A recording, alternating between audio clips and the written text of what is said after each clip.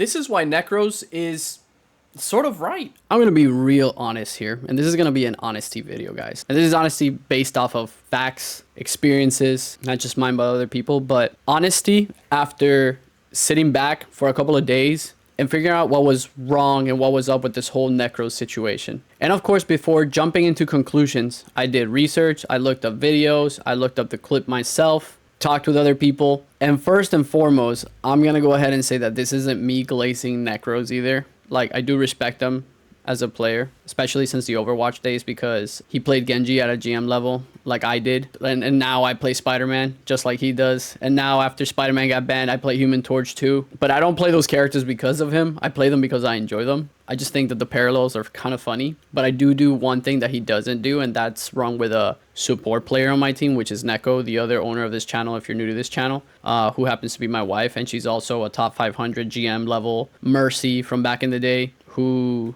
used to team up with me. Of course, we used to do it out, and we ran the Genji Mercy duo. But I just wanted to start off by saying that that clip that surfaced from Necros, right? It was a clip that was from season 1 that it seems to have been edited and taken out of context from him reacting to a statement made by a Redditor who happens to be a support player or somebody in his chat complaining about the dive meta back in season 1, when everybody knows that supports are actually pretty damn busted. And actually the most powerful character, in my opinion, in the game being a support, which is Jeff. He is literally immortal if played properly, like at a pro level. And dive wasn't as good either on season 1. Dive is very weak, not because the characters are weak, but because there's just too many things that counter dive meta. And before we get into that, let's talk about what dive meta is real quick. Dive meta doesn't essentially mean diving the backline constantly. Dive meta is a term that came from Overwatch, when you would have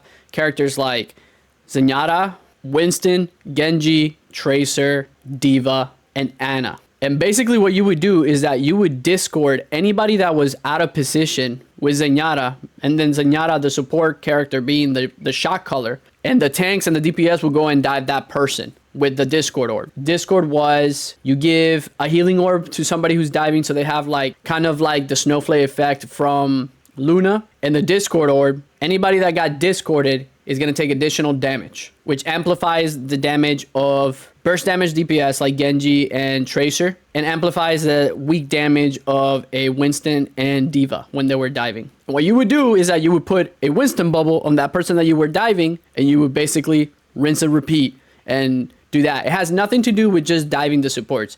Preferably, you would dive a support to cut off heals immediately, but that wasn't always the case. So it's not just about diving backlines or flanking. It's just diving anybody that was out of position in a vulnerable spot that was making themselves an easy kill. So dive meta could definitely transfer into first-person hero shooters like Marvel Rivals, but right now that isn't the kind of dive meta that's actually happening, because if you do have a dive, right, you really aren't running a full team of dives. If you were, you'd be running a Spider-Man, a Black Panther, a Magic, a Psylocke, a Captain America, a Venom, all these hypermobility characters, and a true dive is actually with a Jeff and a Raccoon, where they can stay moving, high mobility with the DPS and the tanks. But that's not what really dive is happening. Like, everybody thinks that dive is a Black Panther and a Magic by themselves. No, that's just 2 DPS, one who happens to have self-sustain, and another one that has high mobility and high speed. Same thing applies with Spider-Man. When you dive with Spider-Man, you dive with Spider-Man or with Venom, right? That's essentially what's happening.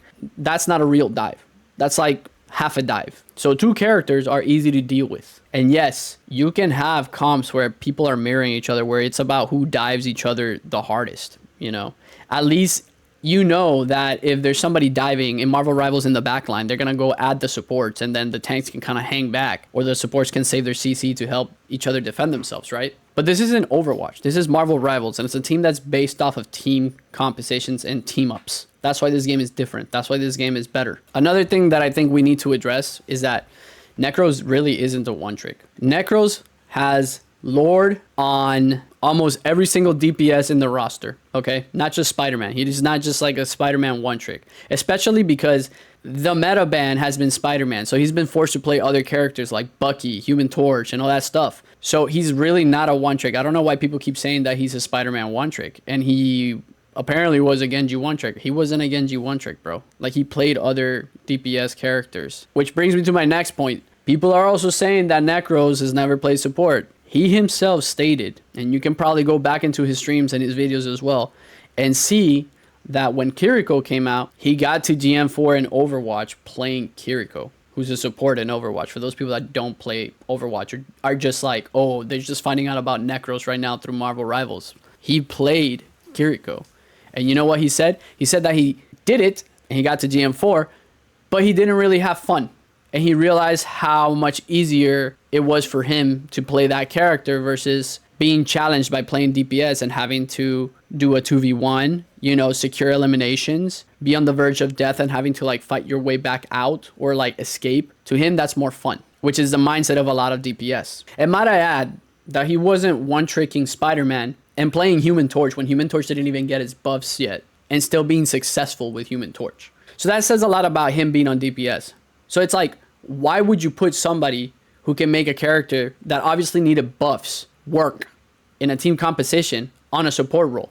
That's like saying, hey, put our best support player on DPS because like we need more damage or something. Like it doesn't make sense, right? And you can't say that if you're a support main that you were forced on support, because if that's the case and you're just a pushover, dude, like you can't blame other people for you being stuck in a role when you have the ability to pick a role and kind of impose your own will onto the team, even if it's at the loss of a few rank points. If you're confident enough that you can get eliminations as a DPS or you can tank better than somebody and you're losing like maybe a game or two and you don't allow people to force you onto that role, that you're confident enough to get your points back once you're able to play your main role, right? Or like if nobody swaps around you, dude, just play what you want. Play what you want. And then hopefully somebody else will switch. And if not, then just go and move on and then gain your points again. The people that are getting pissed off about having to be forced on a role, right, are the people that are not confident enough to gain their points back if they come across bad teammates. One of the things that I will agree with him that he did say is that there are a lot of support players that are 100% carried or boosted. And the reason why I agree with this is because you have the evidence of the triple support meta. And I'm going to tell you why. The triple support meta is not exactly like an overwhelming comp that somebody came up with this and they were like, oh yeah, we're going to run this and this is going to win us every single freaking game. No, the reason why triple support meta exists is because you had one healer who was less than adequate that kept getting killed or dove on or whatever, and the team couldn't support them or they couldn't survive themselves with their kit. And the team was like, okay, we need to take one of our tanks and one of our DPS who's stronger at fighting and put them on the third support so our tanks on our front line can still sustain and keep heals up so that we're not at a constant disadvantage. When anybody whips out a triple support meta on you, it's because somebody is getting whacked left and right. And it is a crutch to try to not win the game, but survive as long as possible, especially on defense. It is a strategy of literally picking up the slack of somebody else, which is why I sometimes end up playing Moon Knight on DPS, because sometimes I just feel like our dive or somebody else or our tanks are just not doing enough damage output. So Moon Knight can spread around some damage by bouncing off his boomerangs off of other people, right? Just to get a little bit more additional damage in there to help out the rest of the team. Another thing that people are saying that Necros needed a check on was his ego check. But I'm just like, I was watching his response to his video, to the video that the person edited of him saying that stuff. And his entire chat was saying, okay, then why don't you try playing support all the way up to GM or Celestial and see if you can do it by just playing support.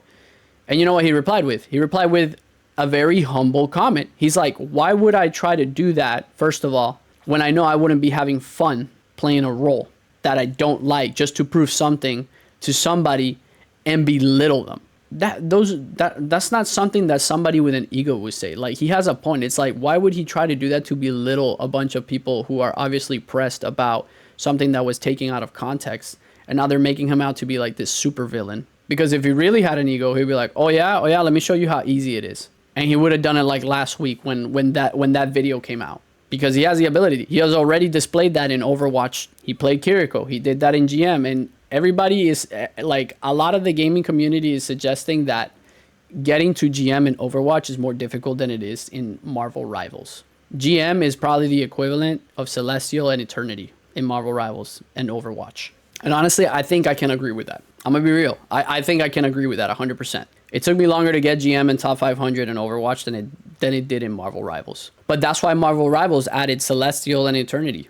You know, Celestial rank did not exist up until season 1, I believe. So if you get to Celestial, Eternity, and One Above All, that's more like getting to GM in Overwatch. If you're in Grandmaster in Marvel Rivals, the equivalent to that in Overwatch would probably be Master rank, Master or Diamond ranked, like High Diamond maybe. So outside of the game itself, I don't think he has a big ego. But I will say this about being a DPS player. And I say that as somebody who does main DPS, and I do main Spider-Man. DPS in the game have to have some sort of ego to play those roles. How they talk to their teammates is different, but every DPS, and even to the tanks, you have to have some sort of ego. And I would even argue that supports also need to have an ego when they're fighting another support, or a DPS that they know that they can overpower. When you're going up against somebody in a competition game, in any kind of tournament, you have to have a level of ego that is gonna mentally push you to overpower your opponent. And DPS is probably the highest stress role in the game, especially if you're playing a dive DPS, because those DPS types require the most skill gap in order to make them successful and apply value to the overall game. So yes, anybody that plays DPS or tank and tells you that they don't have an ego is BSing you. But being arrogant is a whole different other story. You know, like, you can have an ego and still be humble. And honestly, so far, after what Necro said about him not wanting to belittle the people that are daring him to go ahead and go on this strategist grind that he obviously doesn't want to do, isn't suggestive of arrogance. He just doesn't want to do it. And at the same time, he's not trying to make anybody feel bad about the role, because what's he going to get out of saying, yeah, I did it? And honestly, if people press him enough and he does end up doing it just to prove people wrong and shut them up, at that point, it's not him being arrogant. It's just him getting people to shut up. It will become one of those situations where it's like, how long can we poke the bear for until he finally bites us type of situation. In the meantime, he doesn't want to do it. He said it because he doesn't want to belittle people. Take it as that, bro.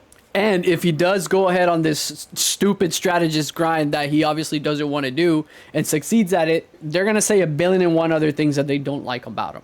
Like, he would be arrogant if he did it, he accomplished it, and he was like, see, you guys are trash. I told you, support suck. It's the easiest role. Suck it. Like, that's arrogance, you know? That's got nothing to do with having a competitive ego. And criticizing people in a competition video game or tournament or sport is the most hypocritical thing, because it's these exact same communities that highly praise shows and animes like Blue Lock, where it's literally about developing an ego big enough to overcome the opponent team, and the team's manager's name is Ego. So it's like a huge majority of these people probably has seen these shows and these animes like Dragon Ball and love Vegeta and love Sasuke and love Blue Lock and all this other crap. Like a really huge one right now is Solo Leveling. You think Jinwoo doesn't have an ego, bro? You think he doesn't develop an ego? But is he arrogant? Is the question. And I say this as somebody who played sports and did martial arts, and I fought around the world. When you're competing against somebody, you do have to have an ego. And DPS have to have the biggest ego, because it is our job to first and foremost impose our existence into the enemy and become a threat to them enough to make them swap and change up their entire team comp, or just to mentally F with the opponent team. In competition, the mental game is like so important. That's why you have a lot of DPS or tanks or even supports that get on chat and they'll be like, hey, don't ban Black Panther, because they're ego checking you or trying to like ego trip you into not banning their character so that they could like obliterate your team. But despite the fact that DPS players do have to have and do in fact have the biggest egos in the game, competitively wise, you know what DPS players don't have that supports do have? A freaking god complex. Like a dungeon master in a D&D game, bro. Supports have a god complex. Neko made a video one time that goes like, you don't play support because you love to heal people. Because if not, then you would be a doctor, right? You play support because you have a god complex about whether or not your team survives or not. And your thrill comes from making sure that your team lives. You live for that kind of adrenaline rush, not for the demise of the opponent's DPS or tank. No, it's about keeping your teammates up and being like, yeah, like feeling like, yeah, without me, they wouldn't live. And I think a lot of people are incorrect about the fact that they said that this game could not exist without the supports. Technically, the game could exist without any of the roles. The reason why the support role exists is to make sure that games don't end in like less than 2 or 3 minutes, because then it just becomes like an FGC game, you know, versus like a first person shooter, objective and point based team game. If you had only tanks and DPS, it would be about who can eliminate the tanks the fastest and survive the longest. If you didn't have tanks in the game, it would be about how fast the DPS could take out the enemy healers. And if you didn't have DPS in the game, it would literally be about who can heal the best, the tanks, and which tanks can do the most damage. And the game can live without any role. That's the funny thing. It's not just about the supports. Like, the game can't exist without supports. The game can't exist without tanks. The game can't exist without DPS. This applies to any game. I also don't understand why support players feel like that they don't have any sort of like priority in the game, because right now the meta bans are specifically, at least on high ranked, and at least in my lobbies, they're built around helping the support players. You see people banning Groot because Groot is the most busted tank right now in the game. Why? Because Groot walls cut off heals. And on top of that, when they cut off heals, they do damage to whoever's behind those walls. So your support doesn't have, we don't have a flying support that can like fly over Groot and be like, oh, heal, heal, heal, heal. We don't have that. We don't have that yet. Hopefully they add that soon. But the first ban that I'm seeing is either Groot or Spider-Man or Iron Fist. Those are the top 3 bans right now. Groot, Spider-Man, Iron Fist. I'm going to throw in there a number 4. Bruce Banner, who's a dive tank. Yeah. And they're banning him because not only can he not dive the backline, but ultimately it affects the role of a DPS with the Gamma Squids. And yet we wonder why the DPS has such a huge number of characters in our roster. It's like, dude, everything affects the DPS role, but we don't fucking bitch about it. I mean, sometimes we might be like, God, here we go, another Spider-Man game. But like, can you imagine, like, maybe also like Necros said what he said, because the dude wants to log on to play a game that he really likes and enjoys, and he wants to play his favorite character, but like your favorite character is the meta ban. Can you imagine that? Like, if you enjoy playing Cloak and Dagger, Invisible Woman, or Jeff, and your character is just constantly getting banned, you think that's fun? Playing a 4-hour session, you only get to play your main character for maybe 3 to 10 minutes? That's kind of irritating. I myself have gotten used to that because I main Spider-Man, and then when I play Spider-Man, like, I do great. Or I do bad sometimes. Sometimes that we get randoms that just don't play well around a Spider-Man. And that's part of the problem too, because we ban Spider-Man so much, people don't know how to play with Spider-Man either on their team. Not too many tanks are going to go ahead and switch Venom for their Spider-Man, which is kind of like what happened with me in my situation. Like, I main Spider-Man, but like I never really have a tank that's like a Venom main. You know, like Venom mains are so rare. So I usually end up playing Venom for my Spider-Man if I see a random Spider-Man on my team. Or as a triple tank, if I need to do the job of Spider-Man, but I see that my supports are struggling a little bit, I go and I play Venom as a triple tank and I dive the backline, dive the Hela, dive the Hawkeye, so that I can have more survivability, like worst case scenario, you know, more HP.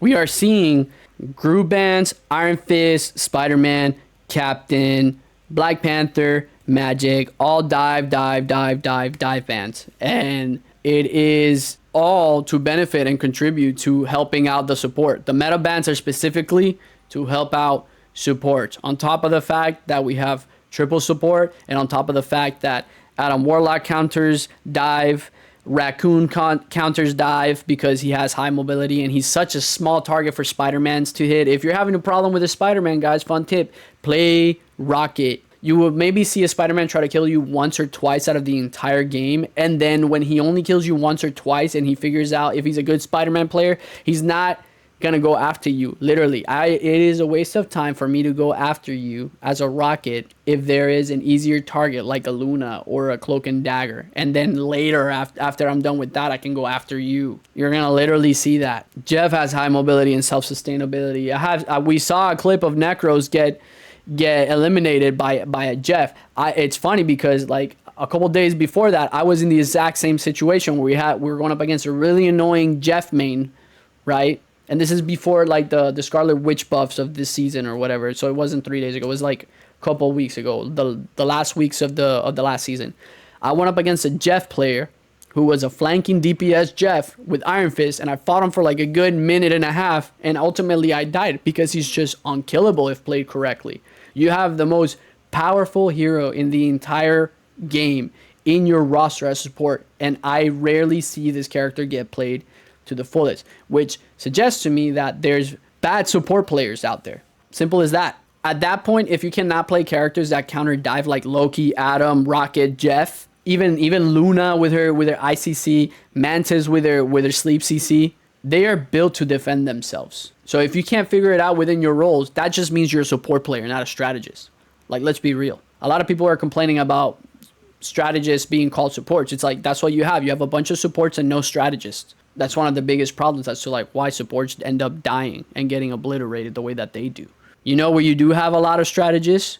In higher ranks, because they got there by playing like strategists, not like supports. Strategist doesn't mean that you essentially need to go and be eliminating opponents the whole time. No, your job is to contribute to eliminations, but more than anything, survivability. That's what a strategist does. You have a strategy to survive so that you can keep your team up and then help out with eliminations. I don't play support because I don't want to.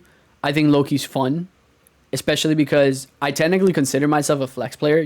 Most people consider me a flex player, but because my team has me so much on DPS and I main Spider-Man, I guess I'm more of a DPS main. But when I tell you that I only have one Lord, and that's on Spider-Man, because I play Spider-Man a lot on quick play because he gets banned in competitive like so often, I only have one Lord and I think like 10 Centurions and maybe like 5 Knights on my characters because I do flex. So what I'm trying to say with this is that I don't hate playing the role of support. I love Invisible Woman. She's super good. I love Loki. Loki's fun.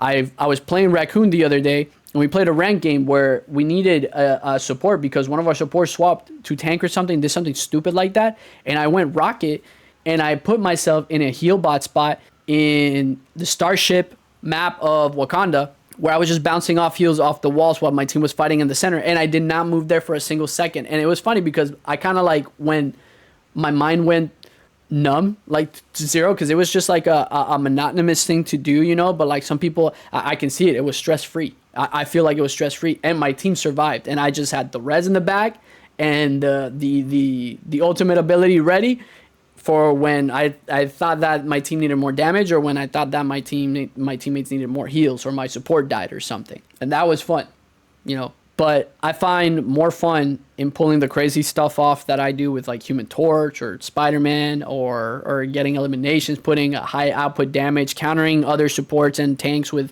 higher damage DPS and stuff like that. To me, that's more fun. You know what we would rarely see getting banned? A Moon Knight, a Namor. Namor only gets banned if there's a Spider-Man on the team and they're playing like as a stack, bro.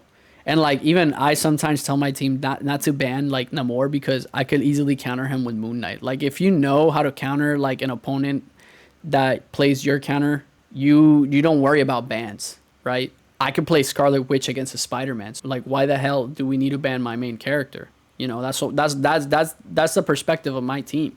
And I feel like that's part of the problem. Like the main problem is people who one trick, but I'm going to get into that a little bit later. But yeah, you will not see Scarlet Witch bans. You will not see Moon Knight bans. You will not see a Jeff get banned. You might see a Loki get banned. You will not see Star-Lord get banned, Hawkeye, Widow. It's rare to see like Namor bans. It's just always those characters, Spider-Man, Black Panther. And like people are still complaining about Spider-Man despite the fact that they're gonna nerf him again. This isn't the first nerf that Spider-Man gets. He got nerfed for his over-the-head combo animation cancellation, which was something that the players figured out and learned to implement into their combos when playing Spider-Man. And then after that, Spider-Man players figured out another way and another combo to get eliminations, because he's a character that you have to use an entire kit for. And then now they're nerfing the area of the uppercut, which I guess it's like a problem, but you're not gonna see Spider-Man. It's rare to see Spider-Man go ahead and do an uppercut and kill like 2 or 3 people at the same time. That's usually something that, like, if you're in that, when there's an opponent that's in the area, right, for like high mobility, it's just a problem with the animation, dude. In my opinion, it's not a problem with the hitbox, it's a problem with the animation that doesn't make sense to the player why it has such a huge range, right? It's an uppercut. So if you wanted to give Spider-Man that much range, change the animation to like a double uppercut or something that makes more sense, where like he reaches out. But ultimately, it's not that big of a freaking deal. It just has wide range because you need it. You're moving fast. People are also moving in a high mobility game. You're trying to dodge stuff, and you do very little damage unless you change your entire combo. It's like you're playing an FGC juggling character in the middle of a first-person shooter, and people want you to come to just do that. People want you to play the game like it's entirely based on guns and not melee, which is unrealistic. It's selfish.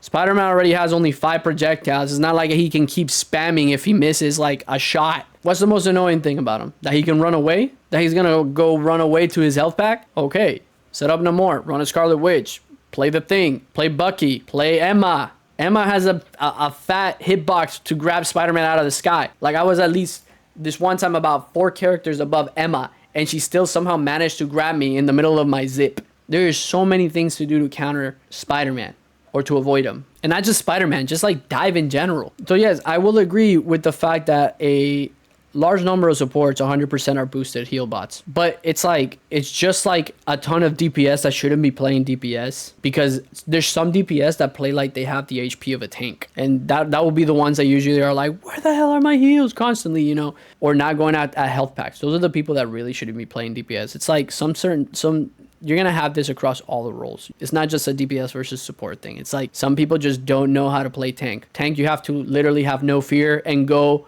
and understand that you're going to take damage. And there's some people that play like they're playing DPS. Just like there's DPS that play like they're tanks and like they have the HP of a tank and they take on too much damage. And then there's some supports that play like they're DPS, where they're just like out of position and they try to DPS a tank or on another DPS and get eliminated. A large amount of the time that a support is going to get eliminated, it's going to be because they're out of position. It's an opportunity kill. So it's like, the fact that they're bringing in more damage to certain healers is only going to make not only the triple support meta a bigger problem, but it's also going to inflate the amount of support players we already have, because what you're going to do now is that you're essentially going to condition DPS that are not getting healed to go play support, which is supposed to be a selfless role, just so that they could self-sustain. And they're going to be trying to DPS, not putting out enough damage, and then you're going to have less damage and less heals behind your tank, because you're going to get a DPS that's not getting heals. And you're going to have a bunch of DPS that are going to play heals, and they're going to play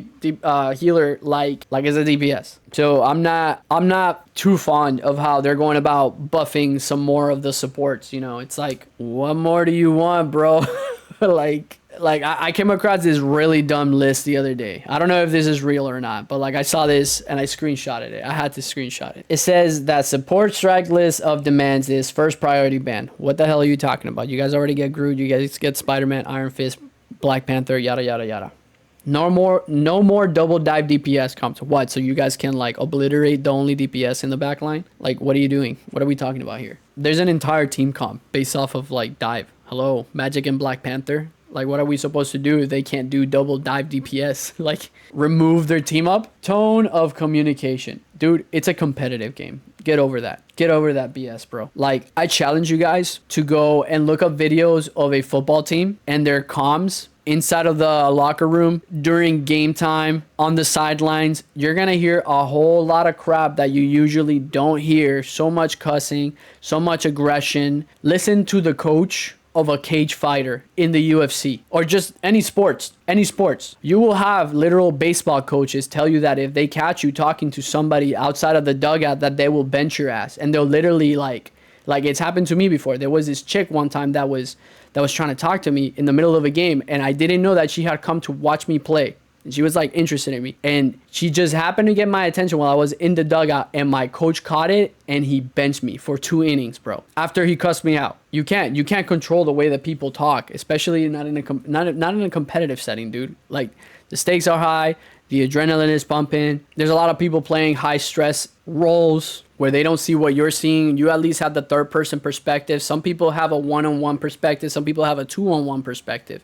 You as a support, you get to see everything. You get to see everything and take it in and have like a little bit of that breathing time to be able to make your decisions, versus everybody else in a tank and in a DPS, you're making split-second decisions. And they're not thinking about how their tone is. They're thinking about performing in their role, how to perform the best possible in their role. And there's some people out there that can do it. And there's some people that, you know, they'll smoke a fat joint and somehow stay chill even throughout that and be like, yeah, I got you, bro, or something like that. Not me. I don't do that.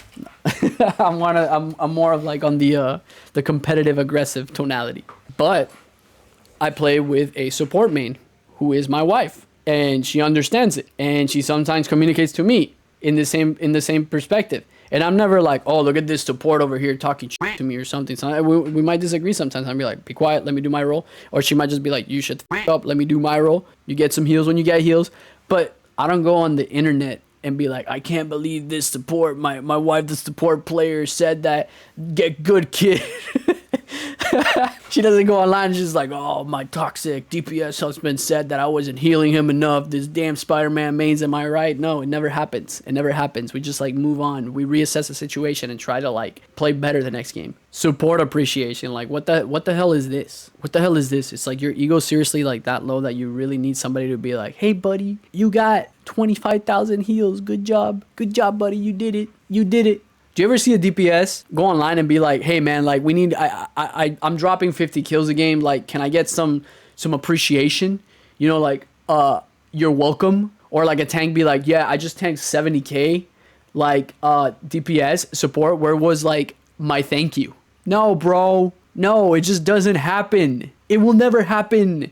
BS. It might happen, but it might happen after you guys win a game and you're just like, damn, dude, oh my god, that's so crazy. You took so much damage. Oh my god, dude, you got so many kills, you killed it. Oh my god, what the heck? 60k heals, that's insane. Which we had a game like that the other time, and it was like with a stack, right? We were playing with our stack, and everybody was like, yo, what the hell? 56k damage? 75 kills? Almost 100,000 damage absorbed? Both supports like 50k heals or 70k? I forgot what it was. It was something crazy. I'm gonna put up the stats right here. But that's because we were playing in a six stack. And if you want that kind of positive reinforcement, you have to stop solo queuing and find your stack. Find a group of friends. Every time you acknowledge a good player on the opponent team, on the opponent team, or even in your own team, send them a friend request, invite them, be like, hey man, you want to try it out? You want to stack up? You're like, these randoms are kind of tough or whatever. Let's see if we can make it work. And if it doesn't work out, then you just leave. That's it. You never talk to the person ever again. Or it might work, and then 2 or 3 days later, you guys just might be off sync. But that doesn't mean that, oh my god, that's it. Like the team, the honeymoon phase is over. That's it. We're never gonna be able to pull this off again. It's like, no. Sometimes your teammates are just not in sync. It happens in NFL. It happens in the NBA. It happens in the MLB. Sometimes the teams are just not in sync that day and they lose. So what do? You come back the next day and you're like, hey man, let's run it back again. And then you go on another win streak. That's what the LFGs exist for. That's what it's there for. And in LFGs, bro, you guys need to stop requesting for X amount of stats, X amount of eliminations, X amount of heals, X amount of average time absorbed. Is like, no, dude, like nobody's getting drafted out here to play in the pro leagues. Like, they're just trying to play a game and rank up. Just find a good amount of people that you vibe with, that you can get on a stack with, anywhere from like a 3 or 4 to a 6 stack, whatever works for you guys, and then run it, and then swap people out until you eventually get a good group of people that you mix with well, that everybody's in their respective roles that they excel at, and then nobody has to be like swapping out or trying to like fill somebody else's shoes just because they're lacking in something. In my opinion, a good support in Marvel Rivals should be the definition of the word strategist. And I'm going to use Neko as an example. She is an insane healer. And when you're an insane healer, you get all the glazing in the world that you deserve. But that doesn't mean that you're free from like getting checked either. Like when you F up, we'll tell you you F'd up. And she'll take it on the chin and be like, yeah, I guess, I just got to like find better positioning, or like I should have swapped a different character or something. That's literally how I should be with any other role too. It's not just a support thing. Like, she pulls some stuff that I see a lot of support players not do. So my wife, she's not a support player. She's a strategist. She's a strategist. Something that I don't see that she does a lot, and I'm going to show you guys in this clip real quick, is that in this clip, she's getting dove by double dive characters with her other support. And her other strategist player are communicating to each other to heal each other so that the DPS could waste their entire kit on them and have to leave and survive because the DPS couldn't do any more damage. And this is something that a lot of strategists or support players do not do. They do not keep heals up on their other support player. That is extremely important. That is part of the problem. The supports think that they just have to heal the DPS. They just have to heal the tanks. No, you have to heal everybody. You have to heal everybody. This is what separates a good Cloak player from a bad Cloak player. Stuff like something that she does a lot is that she throws Dagger Storm, not at her feet, and she does her best to not save it for her, to not use it for herself. She throws it as healing stations that her DPS or her tanks could back up into or push forward into. It is a selfless role for a reason. Something that's really cool that she does when I'm playing Spider-Man is that if she'll see me ulting and the enemy team is freaking deleting me, she'll offensively use a Cloak and Dagger ult to help cook damage into the people that I am ulting and save me in the process of that. And I'm gonna put that clip right here. Something doesn't feel right. Almost there. Don't turn back now.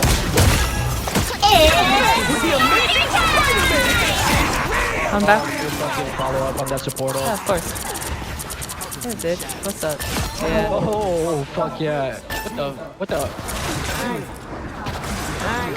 Right here, kill it. Hey, this fucking shit. Yeah, that was sexy. Yeah. Saved my ass and got me the... This is something that was really that was crazy. I caught this as Spider-Man because I thought I was gonna die after getting the 2 kills, because my mentality as Spider-Man or somebody who plays DPS is my death in exchange for 2 deaths, 2 or 3 deaths, it's a good trade. But my strategist mentality is like, why do we need to keep? Why does our DPS need to lose his life? No, our trade is 3 kills, 0 deaths on our side, so that he can keep pressure. And we'll pressure some more together. Like, she'll see her, you can see here that she cloaked. She does her Cloak and Dagger ult. We go into the people that I'm trying to eliminate. We get the 2 picks. She finishes off the Penny Parker, and then immediately we both jump after the Scarlet Witch that was left alive. And then as we're backing up, we're helping each other against the enemy Cloak and Dagger. That's how a good DPS and strategist works together. Nothing about that other than the fact that she Cloak ulted to heal me was healing. Her strategy was keep our attack damage carry up and delete the stragglers together. And we communicated it too. He's like, oh, get the Scarlet. Cool. Back up. The enemy Cloak and Dagger veiled me. I pulled him. Let's kill him. Boom. We killed him. And we're out of there. And we pull out. That's it. We dip. That is strategy. That's not just being a heal bot. And I'm not saying this to Glazer because she's my wife. I'm saying this because I am acknowledging the fact that she evolved from a support to a strategist. That's what you do to get high ranks as somebody who plays a healer class. Ask yourself, do you want to be a healer or do you want to live up to the title of strategist? Everybody's talking about how Necros is the reason why Marvel Rivals will die. It is not. He is not the reason why Marvel Rivals will die. The reason why Marvel Rivals will die is because of soft people that can't take criticism or don't like other people's opinions. The same people that are doing the petty support strike. Luckily, I haven't had to deal with that crap, but I've gone into quick play with some people that probably are doing the support strike. Like, I had this one game that I was playing Spider-Man, dive with another character. We had 2 healers. Enemy had 1 healer, no dives, 2 tanks, and DPS that were fighting next to the tanks or whatever. Their healer died 9 times. All 9 times, their only healer, all 9 times, I eliminated that healer as Spider-Man. And yet we still somehow lost, despite the fact that I was doing my job, despite the fact that I was still pulling off other eliminations on top of the healer one. And we still lost because our healers were not good. How do we lose against a team with 1 healer when we ourselves have 2 power healers. We had a Cloak and Dagger and an Invisible Woman who swapped to a Luna. That means that they were out of position every single time and there were 2 free picks. When you have people diving your backline, the biggest thing that I always tell my support players, if we have a thing, play near the thing. Make the thing's job easier, he'll make your job easier. They won't dive you. Why? Because they're going to be too afraid to dive where the thing is at because it cuts off mobility abilities. And that's exactly what our support players do. They play near the thing or they play against somebody who has big CC, like Mr. Fantastic, like mobility cancellation skills. There was a game that Neko was playing too one time that she was just playing Invisible Woman and she had a Spider-Man continuously diving her, and she would basically keep an eye on her entire team while staying invisible. And then when they got to like about 50% to like 40% HP of them being low, she would pop out of being invisible and then she would start healing. Especially when we had the numbers advantage and we were controlling the point. And then the Spider-Man was going crazy looking for her and our other healer was a rocket. So imagine, that Spider-Man was just useless. He was not contributing anything. And I think the support strike is actually very petty and selfish because only a small fraction of the Marvel Rivals community really knows Necros. So why are you screwing with the average Joe's like experience who has no idea who the hell Necros is or why nobody wants to play support for that? Somebody who just finished their 9 to 5 and they're trying to go and play Marvel Rivals ranked and have some fun. Why do they have to deal with that crap? Why don't you just take it online to social media and bombard the Marvel Rivals post on like X or like their social or their Instagram or YouTube or something and be like, hey, something needs to get done about this. Like if what you guys really needed was a change in the scoring system because the duelist did have an advantage, which by the way is a contribution to why people are not playing supports either, then go do it over there. Let the game devs know. It's like, hey, there's a major issue with the support thing. Like we're not getting as many rank points as a DPS or a tank. And you can't say that it's about how he said it either. It's just like, dude, you're back in the day during the Call of Duty times, bro. Like you had to have such thick skin. Like right now we have these COVID gamers that are just so soft and they can't handle like a sarcastic joke will send somebody over the edge. Anybody that gets pissed off about this whole comment about supports being boosted and them being terrible at the game is somebody who literally has nothing else going on in their life for them. And that is a huge red flag and reality check for you to go ahead and reassess what it is that you're doing with your life and with yourself and find something else that's fulfilling to you. Because if you take your frustrations and your stress outside of when the game is done, you got to find something else for yourself in your life that makes you happy so that you can go back to playing Marvel Rivals and it being fun again. Because when you come back into the game after you have something fun you just did, it's a whole different experience. Same as like when you get off the game and you're angry about the game, but you have something else fun to do in your life, it's a completely different experience. Do you know how many people are trolling supports right now online because of this rage bait clip? Too many to count. You know what you do have the power to do? That is very easy. You have the power to mute somebody if you don't like them or their opinion. You can mute their chat and you can mute their voice chat. And if somebody's being racist, sexist, says something that you don't like, mute them. It is a team-based game, and unfortunately, like the lack of communications might just cost you the game, but you have that option. You can't say that you're being forced to deal with that kind of person. Necros is not the problem. Neither is Spider-Man. Neither is the dive meta. The biggest problem that Marvel Rivals has are the freaking one tricks that don't swap when they're being countered and when they're not contributing to winning the game. One tricks are the biggest problem in this game, in any team-based game that requires different roles. And there's levels to one tricking too, because somebody could go ahead and tell you, yeah, I mean, like they could only play Magic on DPS and they'll be like, yeah, man, like I can flex, but they only play one character on DPS, one character on support, and one character on tank. That's still one tricking. That is still one tricking. That means that more than likely, you don't know how to play a peel, a dive, a counter dive, a shield, a healer. Because in our roles, there is sub roles.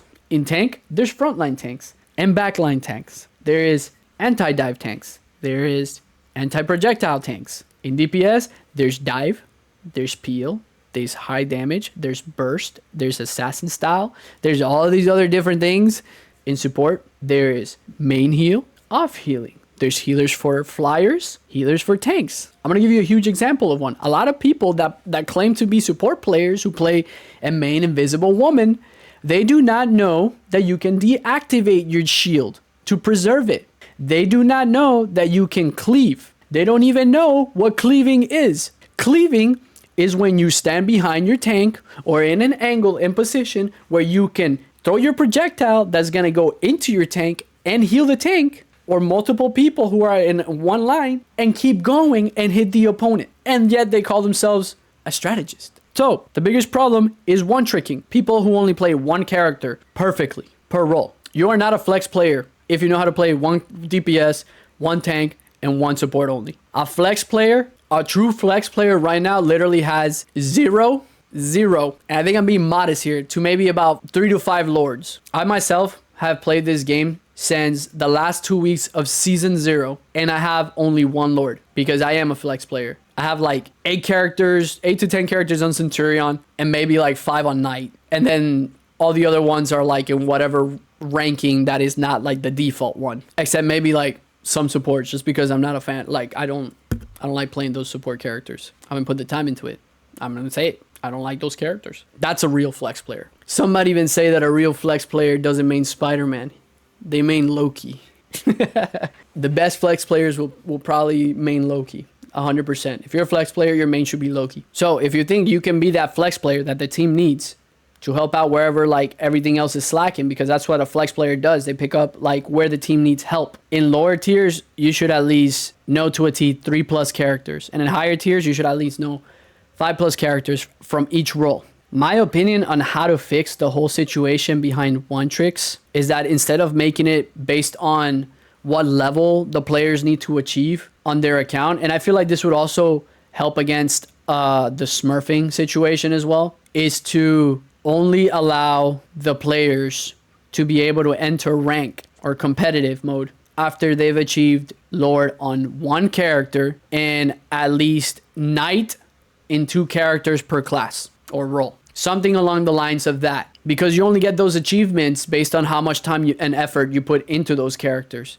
And this could even make the quick play situation less insufferable and more enjoyable for people who just like quick play, because there will be people trying to grind or be more open to grinding other characters or playing other characters in different roles that they might typically not pick up just because they need that account to get to competitive. Another problem is the solo queuing thing. It's like, you gotta learn to socialize, bro. You gotta learn to make friends, because the moment that you do that, your games are gonna get a whole lot easier.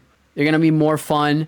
You're gonna be able to try out more different things with different characters and different team ups. The solo queuers are the ones that are getting upset when nobody tries to play around them, which would be something that would be easier to solve if you just had maybe like 1 or 2 people that you could hop on and play with. So next time you're playing and you feel like you vibe with somebody else, like, dude, send them a friend request.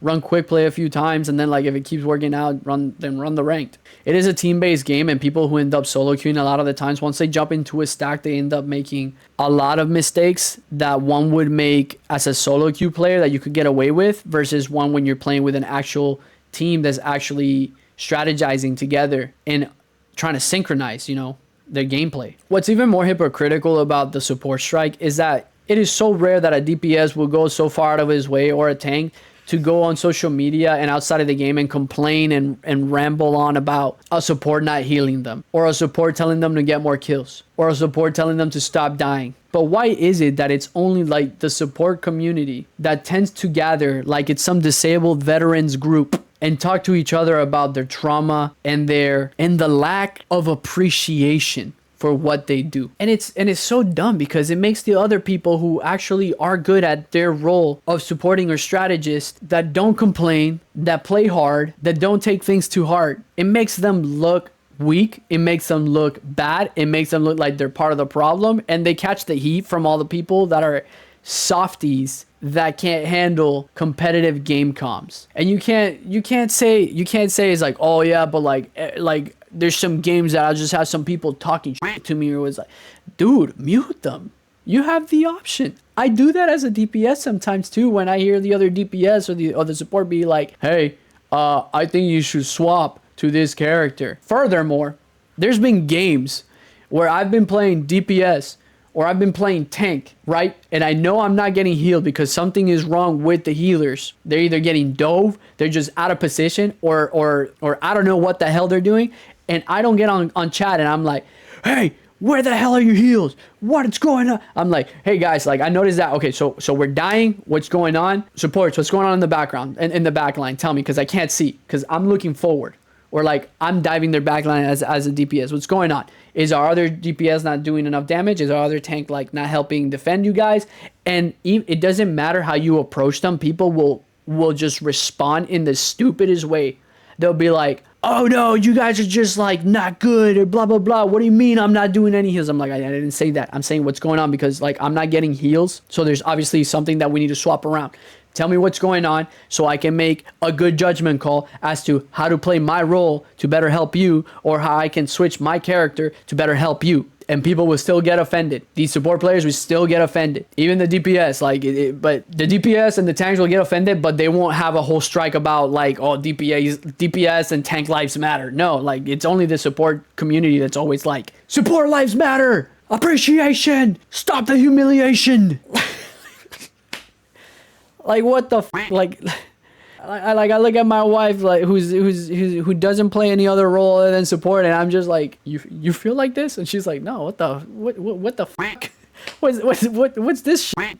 What's this shit about? Like they need to chill the fuck out. She's like, I'll never let anybody talk down on me and say that I'm fucking boosted, because like I know I'm a hardcore strategist player. She's like, I know I'm a hardcore healer. I know I'm good. So I'll never let somebody talk down to me about it. But I will never throw points away for some stupid strike. Like what? Like I sit down on this game and I'm looking to like not waste my time playing it and go up in ranks as fast as possible and be done with it. Like nobody wants to sit here trying to grind back up for their points because they threw them over a dumb strike, especially when support roles are not getting as many points. Like where's your logic?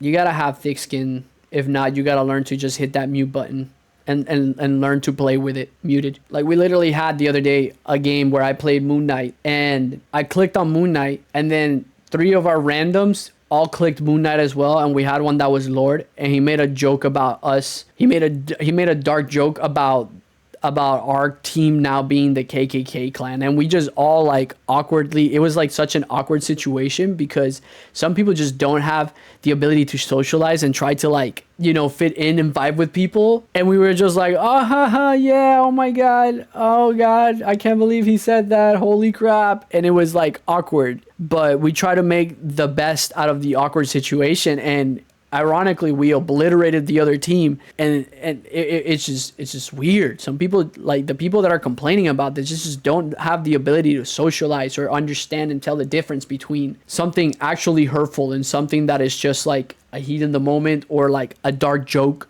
or a joke. Like they could these COVID gamers. That's what we call them. These COVID gamers who did not play in a Call of Duty lobby with proximity chat back in the day. Like we have this one teammate who's black. And for the record, I'm also Hispanic. I'm Puerto Rican, and like half my family is all Hispanic black. And my wife is Korean Japanese, so it's not like I'm white. We have this teammate who's black who obviously drops the N-word because it's just part of their culture.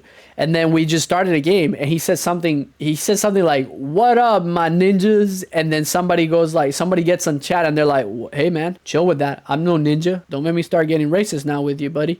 And then we were just like, "What?" We're like, "What? Why?" Like, Neko, we're like, why? We're like, dude, no, just chill out, bro. Like, he's just like that. He's just trying to be friendly. And he's like, I don't care. I ain't nobody calling me ninjas. And we're like, right. And then like our friend kind of like made a joke like as if he had been offended. And then the dude dropped the hard N-word on our friend, and we're just like,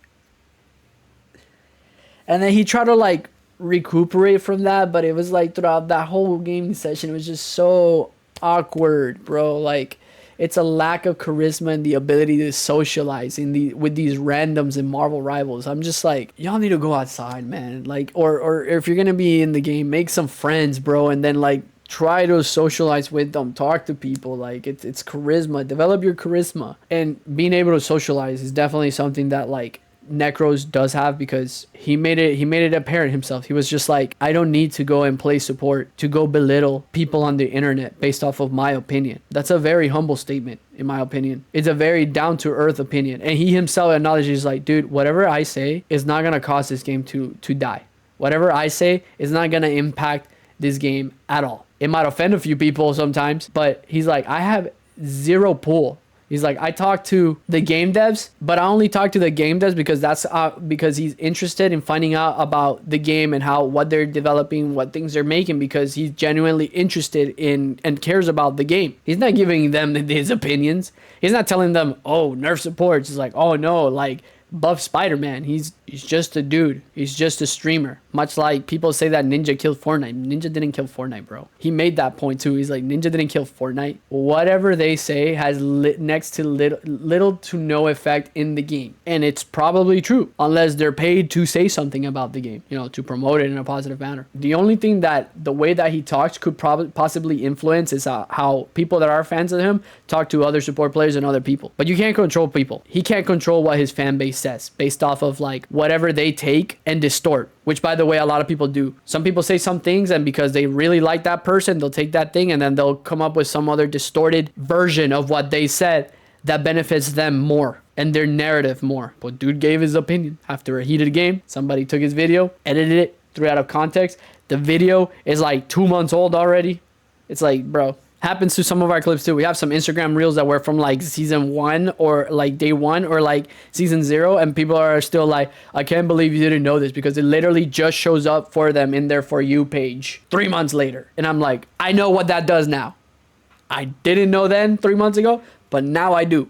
Anyways, this might have been a little bit longer than usual, but let me know what you guys think about that. Your thoughts, comments, like the video if you agree, and let me know what you guys think.